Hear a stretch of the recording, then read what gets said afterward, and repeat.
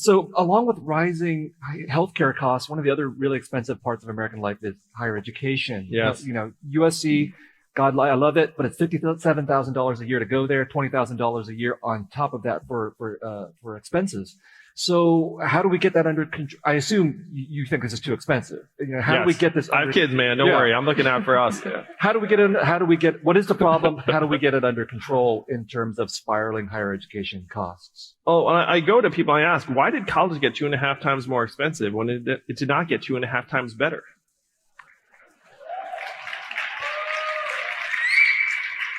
And there are two main reasons. Number one is that in many contexts, states stopped supporting their university systems to the same degree, as happened with the UC system and others.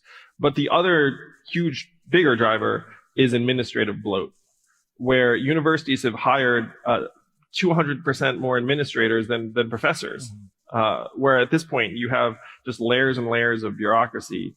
And I've run a national nonprofit, so I get it. When you run a nonprofit organization, you hire more people that are like you.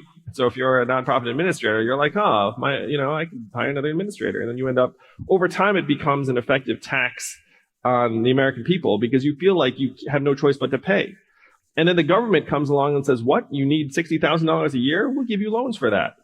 And so you wind up with $1.5 trillion in student loan debt, which is what we're up to now. It's very analogous in many ways to the mortgage bubble.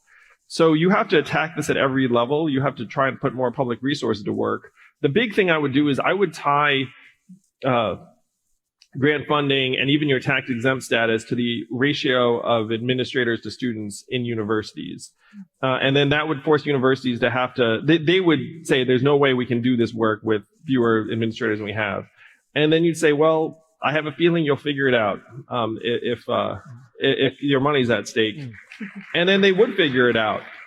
And you would find that in many cases it would have very little impact on the student experience.